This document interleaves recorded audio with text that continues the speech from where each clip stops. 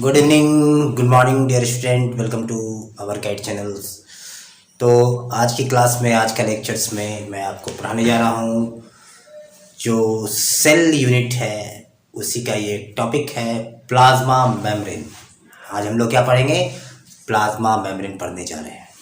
तो हम चाहेंगे कि आप चैनल के साथ बने रहिए और ये प्लाज्मा मेम्ब्रेन के बारे में आप एक एक चीज़ बारीकी से जान लो, प्लाज्मा मेम्ब्रेन को अच्छी तरह से पहचान लो। ये जो सेल का पार्ट है, बहुत ही इम्पोर्टेंट डिस्कशन होने वाला है आपके और हमारे बीच में। तो आप चैनल पे बने रहिए और इस टॉपिक का प्लाज्मा मेम्ब्रेन के बारे में सुनिए और जानिए। तो let us start. The plasma membrane होता क्या है? तो सबसे पहले मैं बताना चाहूँगा कि ये प्लाज्मा मेम्ब्रेन है। प्लाज्मा मेम्ब्रेन को हम लोग सेल मेम्ब्रेन के भी नाम से जानते हैं। प्लाज्मा मेम्ब्रेन का दूसरा नाम क्या है? सेल मेम्ब्रेन, याद रखेंगे। इसको हम लोग पहले प्लाज्मा लेमा भी कहा करते थे, प्लाज्मा लेमा, या फिर इसको हम लोग साइटोप्लाज्मिक मेम्ब्रेन भी कहते हैं। तो कितने तरह से आप प्लाज्मा मेम्ब्रेन को बोल सकते हैं? Plasma membrane, cell membrane, plasmalemma, cytoplasmic membrane, ठीक है।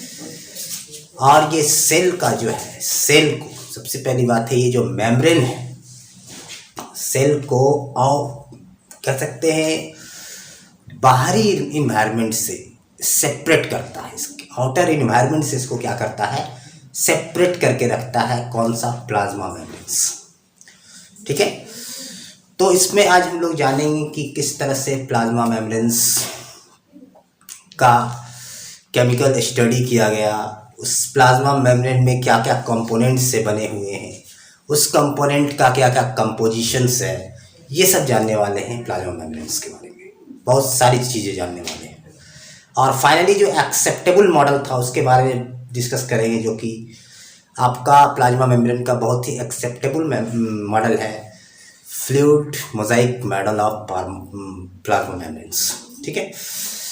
तो सबसे पहली बात करेंगे, देखिए कि प्लाज्मा मेम्ब्रेन्स में ये क्या है कि अगर मैं थोड़ा लिखता हूँ ऐसे, तो अब मैं जो ये डायग्राम बना हुआ है आपका, ये fluid Mosaic model of plasma membrane है। ये भी डायग्राम अधूरा है, इसको हम लोग पूरा करेंगे, देखिए, ठीक है। तो स्टार्ट करते हैं कि मैं प्लाज्मा मेम्ब्रेन का अगर पहला पॉइंट्स लिखना चाहूँगा तो प्लाज्मा मेम्ब्रेन का पहला पॉइंट्स हमारा क्या बनता है? First points of plasma membrane आपको ध्यान रखना चाहिए कि सबसे पहले भी जान लीजिए कि प्लाज्मा मेम्ब्रेन्स को जो क्वाइंड किया था, ये टर्म क्या था? सी नगेली एंड सी क्रैमर्स के नाम से प्लाज्मा मेम्ब्रेन टर्म क्वाइंड हुआ था। रॉबर्ट हुक ने ऑब्जर्व किया था प्लाज्मा मेम्ब्रेन्स को, ठीक है। ये आइडिया आपको रखनी है ध्यान में कि रॉबर्ट हुक ने इसको ऑब्जर्व किया था और क्वाइंड किया था टर्म नगेली एंड क्रैमर, ठीक है। तो सबसे पहला पॉइंट हमारा प्लाज्मा मेम्ब्रेन के बारे में ये बनता है कि ये कॉमन स्ट्रक्चर्स है। ये common structure for both the prokaryotic as well as eukaryotic cell, ठीक है। कॉमन स्ट्रक्चर है ये, ठीक है। एब्सोल्यूट कंपोनेंट बोल सकते हैं ऑल द लिविंग ऑर्गेनिज्म का। क्या है? एब्सोल्यूट कंपोनेंट्स है, ठीक है। तो कॉमन, इसमें हम लोग बात करेंगे कि क्या कॉमन स्ट्रक्चर। सबसे पहला है कि common structure for both, common structure for both prokaryotic and eukaryotic cell. तो ये कॉमन स्ट्रक्चर्स है दोनों में, ठीक है। कॉमन स्ट्रक्चर है कि बोथ प्रोकार्योटिक यूकार्योटिक सेल के लिए कॉमन स्ट्रक्चर है, दोनों में ये मेम्ब्रेन्स पाया जाता है, ठीक है। लिविंग मेम्ब्रेन के नाम से भी जानते हैं। और ये कैसा है? आपका थिन मेम्ब्रेन है। क्या है ये? एक थिन मेम्ब्रेन है। प्लाज्मा मेम्ब्रेन क्या है? एक थिन मेम्ब्रेन। कॉमन स्ट्रक्चर्स है, ये थिन मेम्ब्रेन है, समझ रहे हैं। उसके बाद अगर हम बात करें कि प्लाज्मा मेम्ब्रेन का जो स्टडी हुआ, ठीक है, जो कह सकते हैं कि ब्रीफ स्टडी हुआ, मतलब कि पूरी तरह से इसका स्टडी कब किया गया, जब आपका इलेक्ट्रॉन माइक्रोस्कोप गेट डिस्कवर्ड, ठीक है, इन 1950, ठीक है। ये जब 1950 में इलेक्ट्रॉन माइक्रोस्कोप का डिस्कवर हुआ था तो प्लाज्मा मेम्ब्रेन के बारे में अच्छा खासा नॉलेज जानने को मिला, अच्छा खासा उसके बारे में पढ़ने को मिला, और तब इसके बारे में डिटेल स्टडी हुआ प्लाज्मा मेम्ब्रेन्स का। यहाँ तक तो बात आप क्लियर समझ रहे हैं। तो सबसे पहला बात ये है कि ये तो हो गया आपका क्या, प्लाज्मा मेम्ब्रेन ये है। मान ले कोई भी सेल है, सेल यहाँ पे है, अगर हम बात करते हैं, ठीक है, सेल है यहाँ पे।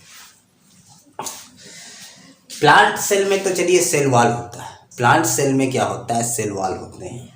एनिमल सेल में सेल वॉल एब्सेंट होते हैं, ठीक है। लिविंग बाउंड्री है, क्या है, एक तरह से living boundary of the cell है। प्लाज्मा मेम्ब्रेन लिविंग बाउंड्री भी बोल सकते हैं सेल को, living boundary of the cell, cell का एक लिविंग बाउंड्री है, ठीक है। और ये जो मेम्ब्रेन्स, ये जो देख रहे हैं प्लाज्मा मेम्ब्रेन, अगर प्लांट सेल की बात करें तो इसके आउटसाइड भी एक मेम्ब्रेन होता है जिसको हम लोग कहते हैं सेल वॉल, जो कि प्लांट का एक यूनिक फीचर ऑब्जर्व किया गया था, ठीक है, बाय द साइंटिस्ट, ठीक है। वहाँ पे जो ऑब्जर्व किए थे वो, उसमें आपका सिडेन थे, स्वान थे। तो यहाँ पे ये प्लाज्मा मेम्ब्रेन्स का, ये प्लाज्मा मेम्ब्रेन्स, इसको कह सकते हैं प्लाज्मा मेम्ब्रेन्स, झिल्ली जिसको बोल। मेम्ब्रेन का मतलब क्या होता है, हिंदी में बोलना चाहे तो आप इसको झिल्ली बोल सकते हैं। सेल का मतलब आप हिंदी में कोशिका भी जानते हैं, कोशिका झिल्ली या फिर सेल मेम्ब्रेन बोलते हैं उसको। और लिविंग बाउंड्री है ये सेल का, समझ रहे। अब मैं बात करता हूँ कि इसका थोड़ा सा हम फंक्शन देखते हैं कि प्लाज्मा मेम्ब्रेन का क्या फंक्शन है, ठीक है। प्लाज्मा मेम्ब्रेन का फंक्शन, सबसे पहला फंक्शन है कि अगर हम फंक्शन की बात करें प्लाज्मा मेम्ब्रेन का थोड़ा सा, ठीक है, तो सबसे पहले है कि ये सेल को क्या करता है, सेल को सेपरेट करता है, सेपरेट करता है किससे, सेल को सेपरेट करता है कहाँ से, आउटसाइड इन्वायरमेंट से, आउटसाइड इन्वायरमेंट से ये सेल को सेपरेट करता है, मतलब बचा के रखता है। दूसरा है कि ये सेल मेम्ब्रेन है, प्लाज्मा मेम्ब्रेन्स की अगर बात करते हैं तो ये सेलेक्टिव परमिएबल है, सेलेक्टिवली परमिएबल बोल सकते हैं। सेलेक्टिवली परमिएबल का मतलब ये है कि इसके जरिए मिनरल्स का जो भी जरूरी चीज है सेल को, उसके अंदर जा सकता है, उसको अलाउ करेगा अपनी ओर by the process of endocytosis. जो सेल के अंदर कोई अनवांटेड मटेरियल है, टॉक्सिक सब्सटेंसेस है, उसको क्या करेगा, वो बाहर करेगा इस मेम्ब्रेन के जरिए bye the process of exocytosis, ठीक है। तो फंक्शन है, इसका फंक्शन क्या आ गया, सेलेक्टिव परमेबल का मतलब है कि ये दो फंक्शन परफॉर्म करेगा, एक इंडोसाइटोसिस, दूसरा हो गया आपका एक्सोसाइटोसिस। एक्सोसाइटोसिस क्या है, मतलब एक तरह से एक ओवरऑल कह सकते हैं, एक तरह से सेक्रेशन का फंक्शन परफॉर्म करेगा। क्या करेगा, सेक्रेशन का फंक्शन को परफॉर्म करेगा। और ये जो मेम्ब्रेन्स होता है क्या होता है, एक्सटेंसिबल होता है। ये एक फंक्शन और है कि ये प्रोटेक्ट द सेल, ठीक है, इसका काम है protection, it provide protection, it provide protection to cell, cell को एक तरह से ये प्रोटेक्शन भी प्रोवाइड करता है सेल मेम्ब्रेन। तो ये इसके कुछ मतलब कि आपका बेसिक फंक्शन इसका है जो आपको ध्यान में रखना है, ठीक है। सेक्रेशन का काम करेगा, इंडोसाइटोसिस एक्सोसाइटोसिस के जरिए कोई चीज़ बाहर जाएगा, एक्सोसाइटोसिस के जरिए, इंडोसाइटोसिस प्रोसेस के जरिए कोई अंदर आएगा, सेल को आउटसाइड इन्वायरमेंट से सेपरेट करके रखेगा, बचा के रखेगा, प्रोटेक्ट करेगा सेल को ये।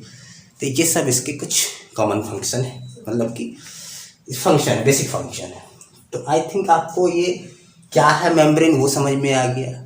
इसके फंक्शंस क्या है, जो बेसिक फंक्शन मैंने आपको बताया, इसको ध्यान में रखना है। तो ये सब फंक्शन को आप चाहो तो इसका स्क्रीनशॉट ले सकते हो। धीरे धीरे हम बढ़ रहे हैं आगे की ओर। अब इसका बात करेंगे कि इसके कंपोनेंट क्या है प्लाज्मा मेम्ब्रेन्स के। आप इसका स्क्रीनशॉट कवर कर सकते हो।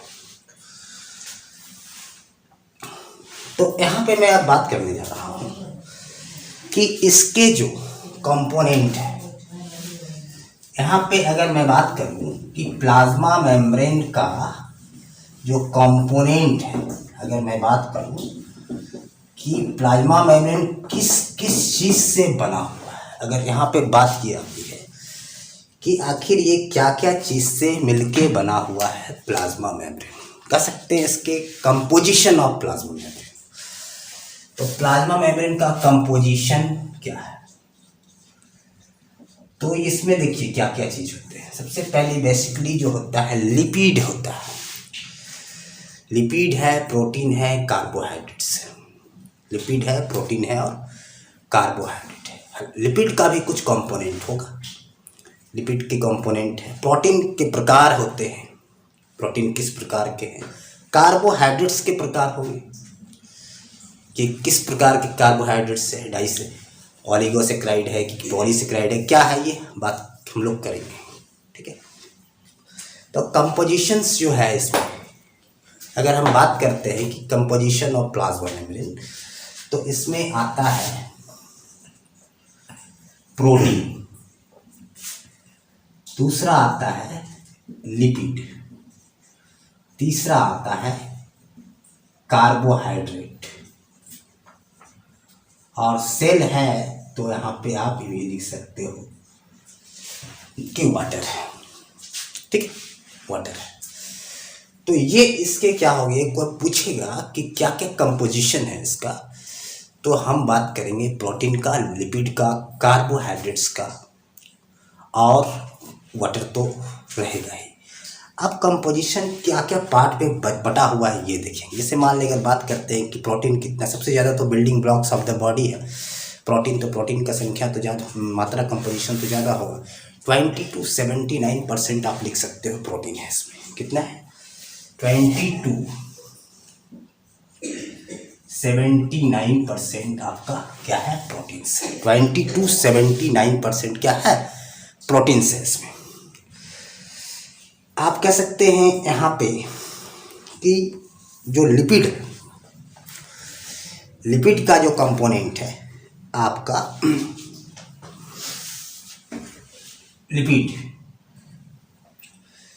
20 to 70% यहाँ पे कह सकते हैं लिपिड, मतलब कह सकते हैं कार्बोहाइड्रेट्स का जो परसेंटेज होता है, कंपोजिशन होता है 1.5 के लगभग में वेरी करता है। 1 to 8% आप कह सकते हैं कि 1 to 8% आपका ये कार्बोहाइड्रेट है, कुछ 20% इसमें वाटर होते हैं। और ये जो कंपोजिशन है ध्यान रखिए, जो भी कंपोजिशन लिखा हुआ जो भी कंपोजिशन है इसमें, ठीक है, वो क्या होते हैं, वेरिएबल होते हैं। वो कंपोजिशन क्या होते हैं, वेरिएबल होता है। Within cell to cell vary कर सकता है कंपोजिशन। ठीक है, अलग अलग सेल में अलग अलग इसकी कंपोजिशन आ सकते हैं, वेरिएबल होते हैं कंपोजिशन। तो ये हो गया आपका क्या, आपका कंपोजिशन की मैंने यहाँ पे बात किया कि प्लाज्मा मेम्ब्रेन्स का क्या क्या कंपोजिशन है। तो यहाँ पे जो प्रोटीन है, लिपिड है, कार्बोहाइड्रेट्स है और ये वाटर है। ठीक है, अगर कोई पूछ दिया कंपोजिशन क्या है, ये सब चीज़ है, ये चीज़ ध्यान में रखना है। प्रोटीन के भी कुछ प्रकार आपको मिलेंगे जब हम लोग इसका जो फाइनली जो मॉडल मिला था, कहाँ पे किस तरह से अरेंज है, fluid Mosaic model of plasma membranes में किस तरह से प्रोटीन्स का इंट्रिंसिक प्रोटीन होता है, एक्सट्रिंसिक प्रोटीन किसको बोलते हैं। ठीक, ये सब देखेंगे। ग्लोबुलर प्रोटीन क्या है, फाइब्रस प्रोटीन्स क्या है, ठीक है, हेलिकल स्ट्रक्चर ऑफ प्रोटीन्स, ये सब चीज़ यहाँ पे मिलने वाला है प्लाज्मा मेम्ब्रेन्स में। ठीक है, अब जैसे कि लिपिड का अगर कंपोनेंट हम बात करें, लिपिड के कंपोनेंट्स की बात करें तो इसमें आ जाता है आपका लिपिड का अगर कंपोनेंट का बात करें तो लिपिड का कंपोनेंट आपका क्या है, फॉस्फोलिपिड्स है, ग्लाइकोलिपिड्स है, कोलेस्ट्रॉल्स। ठीक है, तो लिपिड की कंपोनेंट्स अगर बात करें लिपिड का, तो लिपिड का कंपोनेंट्स क्या हो जाएंगे, phospholipid, phospholipid, glycolipid, phospholipid, glycolipid, और यहाँ पे हम बात करते हैं कोलेस्ट्रॉल का।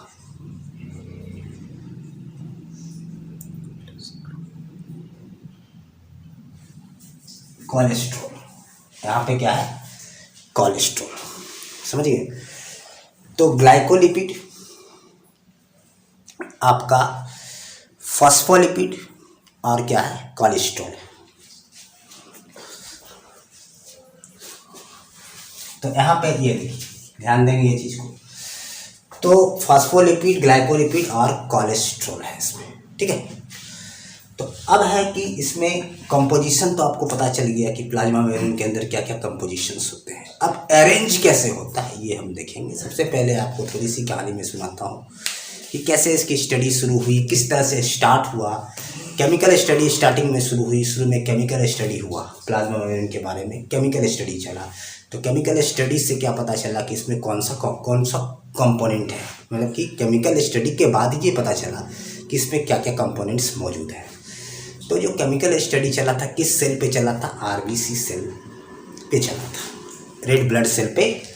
अगर केमिकल स्टडी चल रहा था तो किस पे चल रहा था, आरबीसी पे चल रहा था, रेड ब्लड सेल पे केमिकल स्टडी चल रही थी। अब बात आती है कि भाई ये चूज़ किया आरबी रेड ब्लड सेल को, क्यों चूज़ किया, किसके स्टडी के लिए, इसलिए कि जब इसको डिस्ट्रॉय किया गया, ठीक है, रेड ब्लड सेल को डिस्ट्रॉय किया गया, तो क्या हुआ कि रेड ब्लड सेल में क्या हुआ कि इसे डिस्ट्रॉय जब किया गया तो सिर्फ और सिर्फ इसमें प्लाज्मा मेम्ब्रेन का ही सारा कुछ कंपोजिशन, मतलब कि मौजूद उसमें प्रेजेंट जो था, सिर्फ और सिर्फ डिस्ट्रॉय करने के बाद सिर्फ प्लाज्मा मेम्ब्रेन के अंदर जो कंपोनेंट था वही चीज़ वही उसी चीज़ का स्टडी हुआ डिस्ट्रॉय करने के बाद। इसलिए कि जो भी इसके पास बहुत सारे ऑर्गेनल जो थे एब्सेंट थे, रेड ब्लड सेल में ऑर्गेनल्स क्या थे, एब्सेंट थे, बॉन्डेड ऑर्गेनल्स क्या थे, एब्सेंट थे।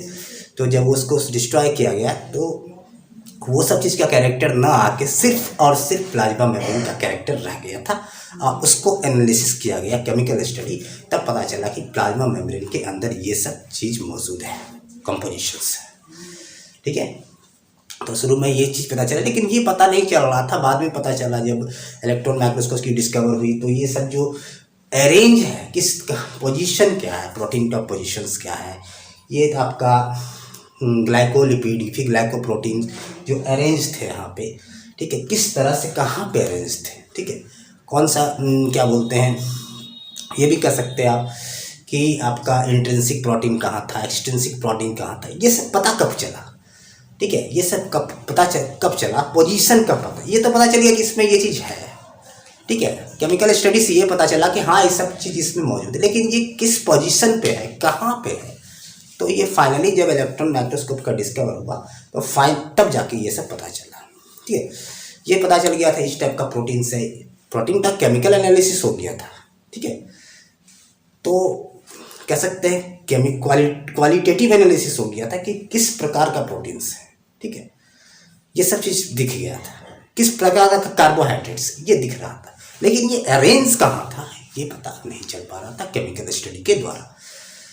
तब ये सब चीज़ तो एनालिसिस करने के बाद पता चला, लेकिन फाइनली ये सब पता कब चला, जिसको कि एक्सेप्टेबल मॉडल हम कह सकते हैं, प्लाज्मा मेम्ब्रेन का एक्सेप्टेबल मॉडल कौन सा हुआ, तो उसका नाम है fluid Mosaic model of plasma membrane, जो कि 1972 में मिला था। कब मिला था, 1972 में ये मॉडल मिला था। ये इससे क्या ये जो मॉडल हमको क्या दिया, एकदम इसके बारे में अच्छा डिटेल स्टडी दिया, ठीक है, एक्सेप्टेबल मॉडल था, कह सकते हैं आप, क्या था, इसको आप एक्सेप्ट कर सकते हैं। इसको सभी ने एक्सेप्ट किया, इसलिए एक्सेप्ट किया कि बहुत क्लियर व्यू दे रहा था सब चीज़ के बारे में, ठीक है, कहाँ पे क्या अरेंज है। तो अब स्टार्ट होता है कि ये फ्लूइड मोजाइक मॉडल्स है क्या, ठीक है, ये चीज़ चलेंगे हम लोग कि ये मॉडल्स क्या है। आप देख रहे हो इस तरह से जो बनाया हुआ है ये चीज़, जो मैंने ब्लू मार्क किया, यहाँ पे ब्लू मार्किंग है, यहाँ पे इस टाइप का जो दिखाया हुआ है स्ट्रक्चर, तो ये कहता है ना हाइड्रोफोबिक पार्ट होता है ये किसी चीज़ का। ये जो बना हुआ है किससे बना हुआ है, ये जो बना हुआ है ब्लू प्लस ये वाला ब्लैक वाला जो स्ट्रक्चर है किस चीज़ से बना हुआ है, ये बना हुआ है आपका ग्लिसरॉल से मिलके बना हुआ है, फैटी एसिड से बन के बना हुआ और फॉस्फेट ग्रुप से मिलके ये चीज़ बना हुआ है। ये जो अगर मैं अलग से लिखूँ इसको इस टाइप से, अगर मैं लिखूँ इसको इस टाइप से मैं इसको लिखूँ तो ये जो किस चीज़ से बना हुआ है आप ध्यान देंगे, एक फॉस्फोलिपिड, इसमें क्या है फॉस्फेट ग्रुप है, ठीक है, फॉस्फेट ग्रुप है और आपका एक फैटी एसिड है, इसको बोलते हैं, ये वाला चेन को बोलते हैं फैटी एसिड।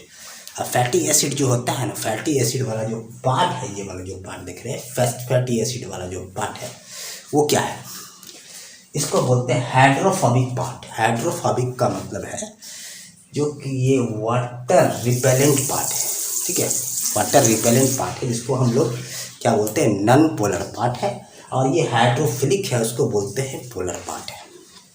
तो इस तरह से अरेंज है। देखिए अरेंजमेंट जो हम इस तरह से दिखाए हुए हैं, ये ऊपर वाला जो आप देख रहे हैं ब्लू किया हुआ है, जो ब्लू है वो है क्या है पोलर पार्ट है, और ये है ये वाला जो देख रहे हैं ब्लैक लाइन ये देख रहे हैं ये क्या है नॉन पोलर पार्ट्स है, ये क्या है नॉन पोलर पार्ट्स है। इस तरह से अरेंज, ध्यान दीजिएगा, ठीक है, इस तरह से इस टाइप से सीट है तो इस टाइप से बना हुआ है, ऐसे अरेंज।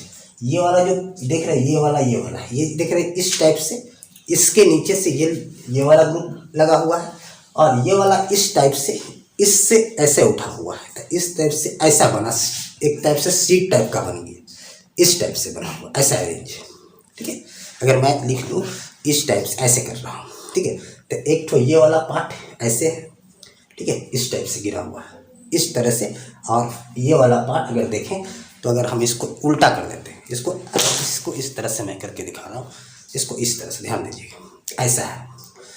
तो ये जो कैप वाला पार्ट देख रहे हैं ऊपर क्या है, ये वाला कैप वाला पार्ट देख रहे हैं ये पोलर पार्ट है कैप वाला, जिसका पोलर पार्ट ऊपर है। आप यहाँ पे देख रहे हैं ये वाला जो पार्ट है ये ग्रीन वाला कैप वाला पार्ट नीचे है। अगर मैं ऐसे देखूँ तो इस तरह से अरेंज करके देखूँ, क्लियर, इसी तरह से ये अरेंज है, इस टाइप का इसका अरेंजमेंट है, आप समझ गए। अब मैं इसकी बात करता हूँ कि ये तो हो गया क्या, अब इसके अंदर प्रोटीन का अरेंजमेंट किस तरह से, आखिर इसको फ्लूइड मोज़ेक मॉडल क्यों बोला गया, आखिर फ्लूइड टर्म क्यों दिया गया। फ्लूइड इसलिए दिया गया है, उसके बारे में डिस्कस करेंगे। फ्लूइड का टर्म इसलिए कि जितना भी आप देख रहे हैं लिपिड वाला पार्ट है, ये लिपिड वाला ये पार्ट है, लिपिड बाइलेयर इसको बोलते हैं। लिपिड बाइलेयर कैसा है, फ्लूइड है। लिपिड बाइलेयर क्या है, फ्लूइड है, इसलिए इसको फ्लूइड मोज़ेक मॉडल बोला गया, ठीक है, फ्लूइड वाला पार्ट है। अगर मैं बात करता हूँ यहाँ पे एक यहाँ पे स्ट्रक्चर्स में इस तरह से बनाता हूँ, इस तरह से मैं स्ट्रक्चर यहाँ पे बना रहा हूँ, इस तरह से यहाँ पे स्ट्रक्चर्स दे रहा हूँ, इस तरह से ये स्ट्रक्चर्स यहाँ पे मैंने यहाँ बनाए, ठीक है। अब यहाँ पे ये स्ट्रक्चर्स दिया हुआ है और कुछ स्ट्रक्चर्स मैं यहाँ पे बनाता हूँ, इस टाइप से बनाता हूँ, ध्यान दीजिएगा। यहाँ पे कुछ स्ट्रक्चर्स यहाँ बनाए, कुछ स्ट्रक्चर्स मैं यहाँ पे बनाया हूँ, कुछ स्ट्रक्चर्स मैं यहाँ पे बनाया हूँ, इस टाइप से बनाया हूँ, ठीक है। और एक स्ट्रक्चर्स में क्या करता हूँ यहाँ पे बना रहा है, यहाँ पे बनाने की कोशिश कर रहा हूँ, थोड़ा सा इसको यहाँ पे हटा रहा है, हटा के इस टाइप से मैं स्ट्रक्चर्स बना रहा हूँ। तो यहाँ पे क्या पता चल रहा है इस स्ट्रक्चर से, इस स्ट्रक्चर से पता आपको क्या चल रहा है, ये स्ट्रक्चर फाइनली तैयार हुआ है। अब मैं कुछ यहाँ पे बताना चाहूँगा, कुछ स्ट्रक्चर्स और भी है। तो ये है, ये जो है ये प्रोटीन्स है, ये क्या प्रोटीन का अरेंजमेंट इस तरह से। प्लाज्मा मेम्ब्रेन के अंदर में कुछ प्रोटीन्स क्या है इम्बेडेड है, अंदर में है इम्बेडेड है, और कुछ प्रोटीन्स क्या है इसकी आउटर बाउंड्री पे है। आउटर बाउंड्री का मतलब पेरिफेरल पोजीशन पे है, और ये आपका अंदर में है।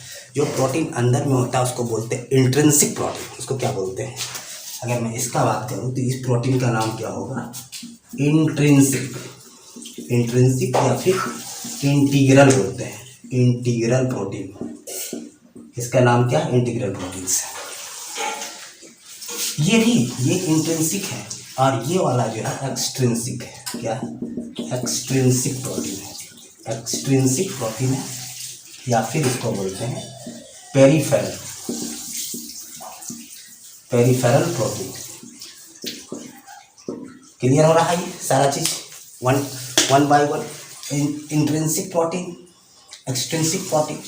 और जो देखिए पार्शियली इम्बेडेड है, एक पार्शियली इम्बेडेड है, कुछ अंदर है कुछ बाहर है।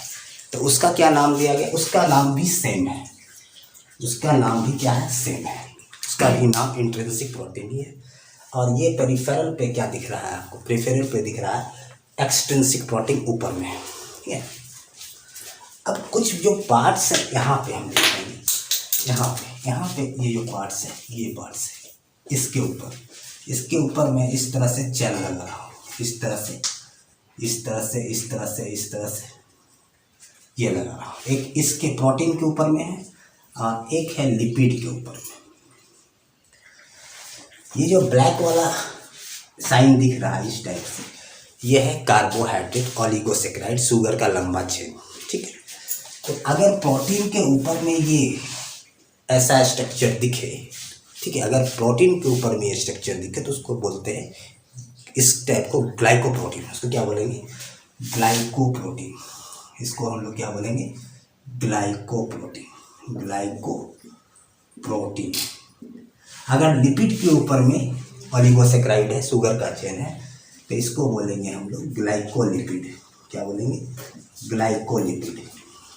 इसको क्या बोलेंगे, ग्लाइकोलिपिड।